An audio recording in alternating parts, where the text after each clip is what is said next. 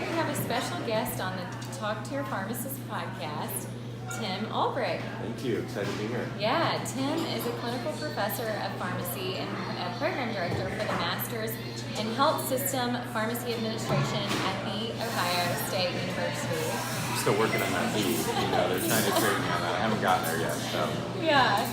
He graduated from Ohio Northern University with his Doctor of Pharmacy and completed residency training in community ambulatory care at Ohio State. After paying off more than $200,000 in non-mortgage debt, Tim is working to empower pharmacists and pharmacy students to take control of their financial future. He is the co-founder and CEO of Your Financial Pharmacist, co-host of Your Financial Pharmacist podcast, and co-author of 7-Figure Pharmacist, How to Maximize Your Income, Eliminate Debt, and Create Wealth. So Tim, welcome to the Talk to Your Pharmacist podcast. Thank you. Excited to be here in Nashville. Such a great city, minus the rain and the weather. What's going on? I tried to escape this from Ohio, and here we are, but it's been great. At least it's warm, but I don't know, it might have been better if it was colder and snowy. Yeah. Thanks for having me. So, now that our listeners have heard a little bit about your background, maybe you can fill in any gaps from that intro and maybe share a little bit about your personal life. Yeah, absolutely. Excited to be here, have the opportunity. Appreciate the work that you've been doing. I enjoy following your work, so thank you. And I think, my mission as it relates to Your Financial Pharmacist, and what we're trying to do is help pharmacists achieve financial freedom. That's really that's our goal, that's our base, and that comes from, as you mentioned, a journey of paying off a lot of debt. And I like to joke that most of what we talk about is from pain and mistakes of what I've done personally and what the other two Tims have done. And so we like to share that as a message of we're here with you on this journey. And I think this topic of personal finance and pharmacy is more important than ever as we see kind of what's happening in the job market and other things that we've been preaching over and over again, that you've really got to build a strong financial foundation. You've got to build a base.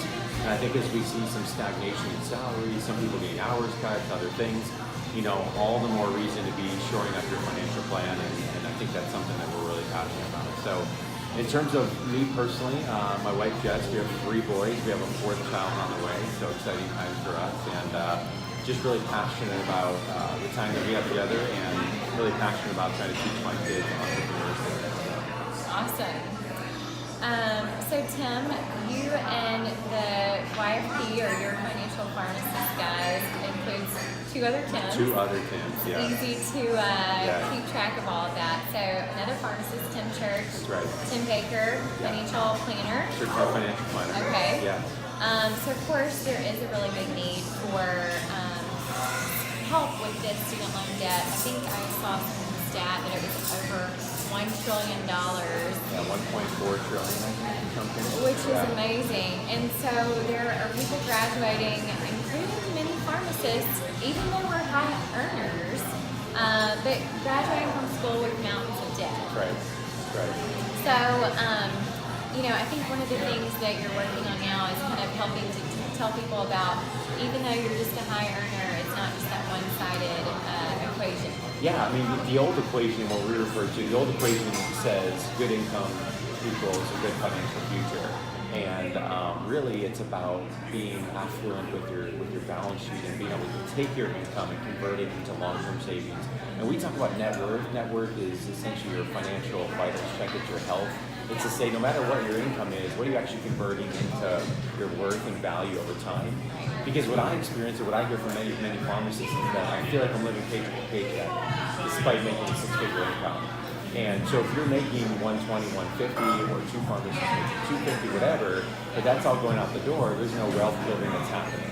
Yeah. And this is fresh in mind for me. We just finished up with the YFP Book Club a study on the next millionaire next door, which is a follow-up to the Millionaire Next Door, written by Dr. Tom Stanley. His daughter helped him on this follow-up book, which is really cool.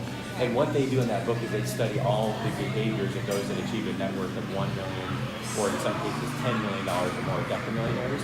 And they really drive home this point about focusing not on income alone. Income is a tool, but looking at how you're translating that income into long-term financial success. So that's what I'm passionate about, is helping pharmacists say, do you have a great income? Yes, but is your income alone going to allow you to achieve financial freedom? Absolutely not. There's many cases of pharmacists that have great income that are, have a negative net worth. And so we're passionate about helping people take that income and translate that into long-term wealth and be able to build their future. Yeah, no, that's great. I think that you've got to have some of those goals and some there's just not a lot of teaching about budget and things like that. We don't talk about it, right? No, yeah. Not a lot about that. Yeah. So what are some of the most common financial stress points that you're seeing among pharmacy professionals? Yeah. It's funny, when I do a talk like the one I'll do here today with the Tennessee Pharmacists Association, one of the first questions I ask is, what's your biggest financial stressor? And I always preface that by saying, let's just throw student loans on the table. That's a given, right? So number one on the list is student loans. I think the most common thing I hear, though, is that I'm trying to balance all these competing financial priorities, and I'm overwhelmed with how to prioritize them. So I've got 6 figures of student loans. We have aspirations to buy a home. You're telling me I need an emergency fund. You're telling me, and my parents are saying you got to max out your 401k, and I should save for my kids' college. You have all these competing priorities, and at the end of the day, how do you prioritize those? How do you begin to achieve the plan related to those? Yeah. And that really, for us, gets to the point of setting goals, defining your why when it comes to your finances, and then working into the budgeting process where you build those goals into there. What we often do is we jump into the budget, we get stressed, we get frustrated, we get annoyed. If you're doing it with a significant other, it maybe goes south quickly, right? And what we really preach is that if you can start with your why, if you start with your dream, and you alone or you and a significant other can get on the same page, you then back in to say, okay, if this is our big vision of what we agree on together, which is fun and exciting, right? Yeah. Then we get into say, okay, what are we going to do in the next year to make that a reality? Which then gets into what do we do next month to make that year a reality? Yeah. And then all of a sudden the budgeting process, I'm not going to say easy, but it becomes much more manageable along the way. So I think that competing priorities to answer the question of a lot of new practitioners say, I've got 10 things going on, and I just can't figure out how to prioritize them. And then obviously the gorilla being the student loans in there as well. Yeah, no, I think that's great. And you guys even did a webinar through APHA just this past week on Love and money. Yeah. I think that's so helpful. So Yeah, it's an important topic. definitely. Well, Tim, how would you, so I think that probably some of that one-on-one coaching is great, which is one of the things that you guys are doing, more of a personalized approach. Yes. So how would you tell pharmacists or students or anyone else how to evaluate and find a financial planner? I think that's a great question, and we just this week, which is exciting news for us, we launched financial planning services as a part of your financial pharmacist, which is at ynfplanning.com, and we've been with Tim Baker and his services as a part of Script Financial, but we've kind of finally all brought it under one brand, under one umbrella, which is really exciting because of the customized approach to pharmacists and what we can do. I think this topic, and credit here to Tony Robbins, who wrote a great book called Money Master the Game. And I read that book about 4 or 5 years ago, and in there he has a great section on what to look for in a financial planner. And he exposed the industry in a way that I never had any idea. And that for me was a light bulb moment of, wow, I had no idea that the vast majority, about 95% or so by estimates, of financial planners legally are not obligated to act in the best interest of their clients. And as a pharmacist, I just assumed you're a pharmacist, you have to best care of your patients, that's just what people do, right?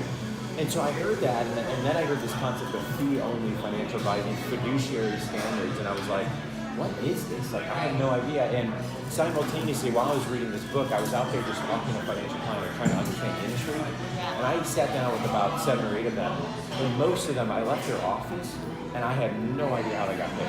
And that was like, okay, I get it, big red flag, lack of transparency. And historically, the way this industry has been built is most financial planners get paid based off of either the assets that they manage, so they take some percentage of the assets, or based on the commission associated with the sale of a product.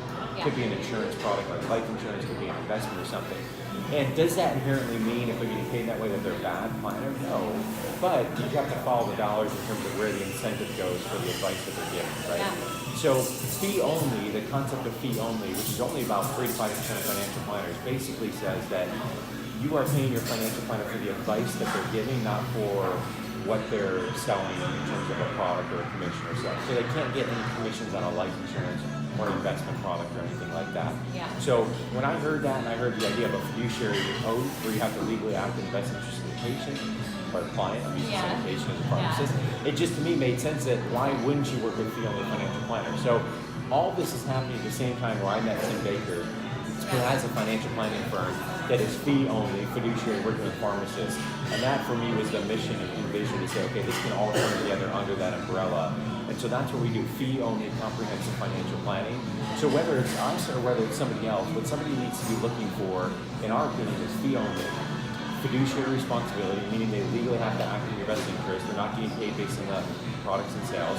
And there's several questions that you need to be asking about investment philosophies, education credentials, because we're in pharmacy, we have a PharmD, maybe a residency and board certification. In the financial planning world, there are umpteen credentials. And so the CFP is probably the most highly regarded, most difficult credential to get. But just because somebody's a CFP doesn't mean they're a great financial planner, right? No, not the pharmacist, but just because somebody has a PharmD doesn't mean you're a great pharmacist, right? It's an indicator, but it's not an all be all. So that's an important piece of it. But then also ensuring that if you have other credentials, what is the rigor of that credential? And so we are advocating that people start with fee-only fiduciary certified financial planners, but continue from there to ask questions about, is this a good fit? But what a fee-only model allows somebody to do is if they're not getting paid on assets or sell an insurance product, they can comprehensively look at some of these financial plans. So it doesn't matter if they're working with somebody on debt, budgeting, insurance, retirement, estate planning, home buying, anything in between. They're not incented to get paid on one of those more than the others. Whereas if I sit down with a planner that they're going to get 1% of the assets that I get them to manage, their incentive is to focus on the investment piece only. And the investment piece is one part of the financial plan, but it's just that. It's only one part of the financial plan. So that comprehensive nature for us when we think about pharmacists, and back to my comment about them struggling with competing priorities, that model allows that planning to happen in a holistic way. Yeah, I love that. I think that money is also one of those like super emotional issues, and so being able to provide that personalized approach and to be able to, I think a lot of people need help. What are my priorities? And like really like a lot of times people aren't thinking about their goals, and if you don't have your goals, then you're not on the same page, and you don't really have that drive and desire to, I'm going to skip getting this extra thing at the gas station or whatever it is, or that coffee every morning at Starbucks. And to that point, one of the things we talk a lot about with the budgeting process and after we work through the goals is we talk through a zero-based budgeting process, which does exactly what you're saying, is it puts side by side your goals and your spending behaviors. It doesn't mean you shouldn't spend on things that you enjoy. Of course not. We all should be doing that, but it's checking them against to say that what's the right balance so that if for my wife and I, we are diehard set on a goal that in 2019 we want to buy our first real estate property, which is what we're working on. Doesn't mean that we're never going to spend money on these other things that we enjoy. No, but it allows us to take a step back and say, all right, if we're going to go out and spend $300 on this one thing that maybe we need or maybe we don't need, is it more important than this goal getting achieved? Yes or no? And then we can make that decision. Awesome. Okay, so YFP, now you've got, what's kind of like the next call to action or how do people find out about your services? I know you've got some webinars that you're working with APHA, you've got a book, and then y'all are going to be at APHA annual meeting, but how do people learn about it? The easiest place to go is yourfinancialpharmacist.com, and credit here to Tim Church. He's built out that website in a way that is unbelievable. There are so many free resources, guides, calculators, blogs, podcasts, the book, everything you can find on that site, as well as a link to get over to the planning services at yfpplanning.com, or people can go there directly at yfpplanning.com. We've got a really active Facebook group, so those that are interested in being in a community where you can ask questions, share your wins, have somebody encourage you, keep you accountable, that's what that group's about. And that has been so fun because when we started on this journey, it was very much of somebody has a question, we answer the question. Now, by the time I see the question, 10 other people have helped me, which to me is so rewarding to see that group coming together. I love that. Well, Tim, it's been such a pleasure to have you as a guest.